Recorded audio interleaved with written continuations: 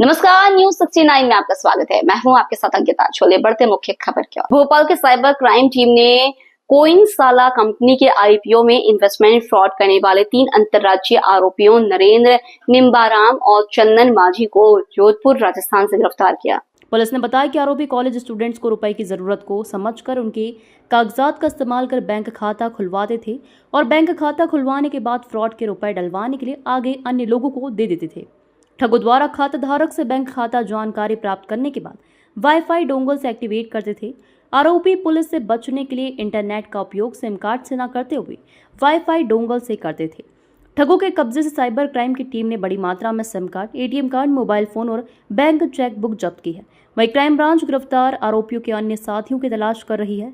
Additional DCP crime Shailendra Singh Chauhan ने बताया कि टेलीग्राम के माध्यम से Koinsala media India private limited से जुड़ा है।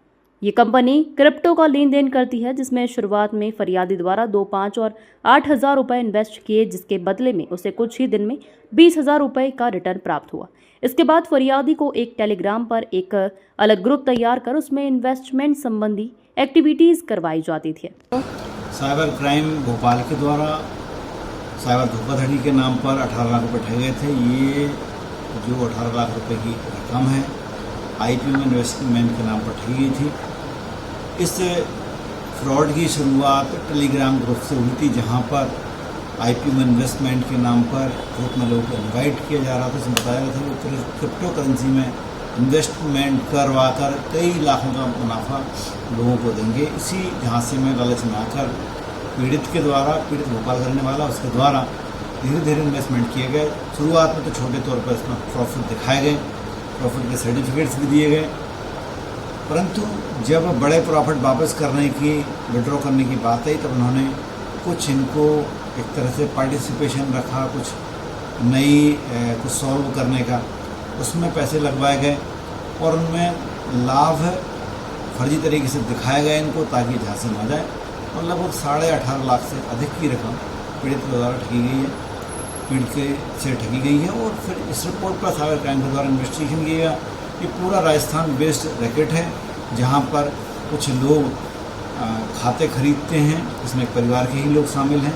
खाते खरीदकर आगे अन्य जो आरोपी हैं उन रैकेट के सरगना को देते हैं। वहाँ से पैसे में विड्रॉवल होकर कैश अमाउंट उन लोगों के पास पहुँचता है। फिलहाल 3 लोगों की गिरफ्तारी इसमें राजस्थान से की गई है और लोगों का भी इसमें जानकारी मिली है, परंतु 3 लोगों को पकड़ने के बाद और इनके पकड़ने की जानकारी अन्य जो इनके ग्रुप के मेंबर्स को लगने के बाद वो फरार हो गए थे। अन्यथा और काफ़ी लोगों को पकड़ा जाता, क्योंकि आरोपी पकड़ने में ही एक पुलिस की लिमिट रहती है। अगर स्टेट में एक गाड़ी में कितने आरोपी लाए जा सकते हैं, तो वो लिमिट रहती है। तो 3 आरोपी बार में पकड़ के लाए गए हैं।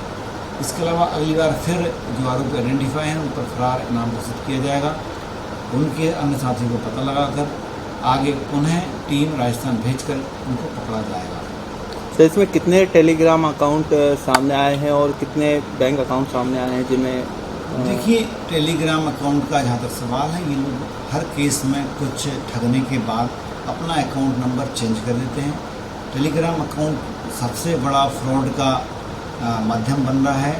टेलीग्राम के माध्यम से मैक्सिमम फ्रॉड्स हैं, उनमें मैसेज लिंक्स आती है, क्योंकि जो पहले जो लिंक्स होती थी, जो ऐप होती थी, उनको गूगल से जो हमारी एजेंसियों के द्वारा, पुलिस और अन्य एजेंसियों द्वारा हटवाया जा चुका है।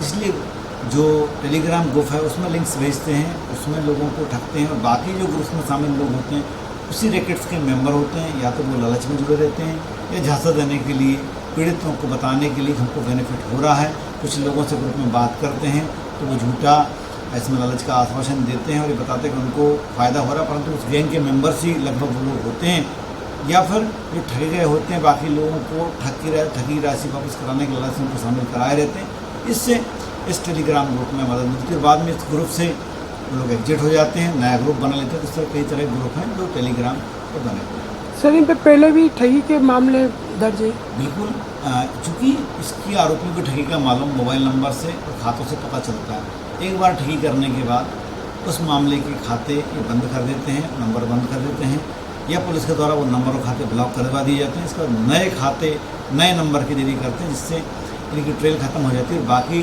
केसेज में इनके खिलाफ अगर कोई शिकायत है अपराध तो एनसीआरबी जीएमएस पोर्टल पर मालूम पड़ जाता है। अभी फिलहाल इनकी दूसरी चीज़ें नहीं मालूम पड़ी हैं और इसी ट्रेल को ख़त्म करने के लिए हर बार नए अकाउंट्स और नए मोबाइल नंबर का इस्तेमाल करते हैं। फिलहाल इस बुलेटिन में इतना ही। आप बने रहिए News 69 के साथ। नमस्कार।